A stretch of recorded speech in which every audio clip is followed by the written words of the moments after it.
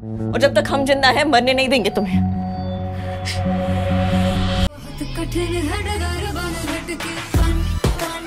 বলিউডের ঝলমলে দুনিয়ায় জন্ম থেকেই নজরের কেন্দ্রে জাহ্নবী কাপুর। কিংবদন্তি অভিনেত্রী শ্রীদেবী ও প্রযোজক বনি কাপুরের কন্যা হয়েও শুধু পারিবারিক পরিচয় নয়, নিজ যোগ্যতায় জায়গা করে নিতে লড়ছেন তিনি।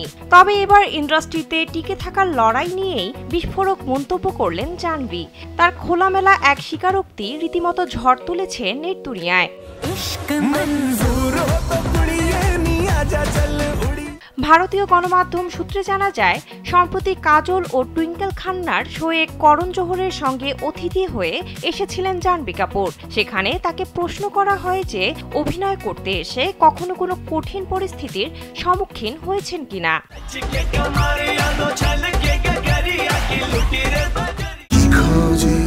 সেনসেশন ক্লাসিক স্ট্রবেরি ও কফি ভ্যারিয়েন্টে। এর উত্তরে অভিনেত্রী জাহ্নবী বলেন, ইন্ডাস্ট্রিতে টিকে থাকতে গেলে পুরুষ অভিনেতাদের ইগোকে বুঝে চলতে হয়। আমি খুব ভালোভাবে সেটা বুঝেছি।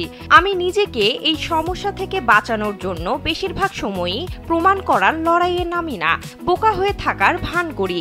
এতে আমার মনে হয় সমস্যা এড়ানো যায়। একই সঙ্গে এতে কারো কাছে অপছন্দ হওয়ার মতো সমস্যাতে পড়ি না। তিনি আরও বলেন, আমি প্রথমেই নিজে ঠিক কতটা পারফর্ম করতে পারবো তা দেখাতে যাই না। আমি প্রথমেই বলে দেই, আমি বুঝতে পারছি না ঠিক কিভাবে আমার অংশটা পর্দায় তুলে ধরবো। এটাই নিরাপদ উপায় বলে আমার মনে হয়েছে।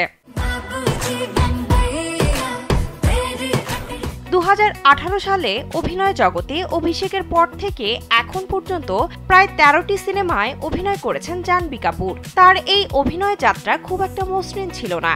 ক্যারিয়ারের বেশ কয়েকটি সিনেমা দর্শক মহলে প্রশংসা কুড়ালেও mister and missus Mahi, Sunny Sanskari Ki Tulsi কুমারী এবং পরম সুন্দরীর মতো সিনেমাগুলো বক্স অফিসে আশানুরূপ সাফল্য পায়নি। বিনোদন ডেস্ক, কালবেলা।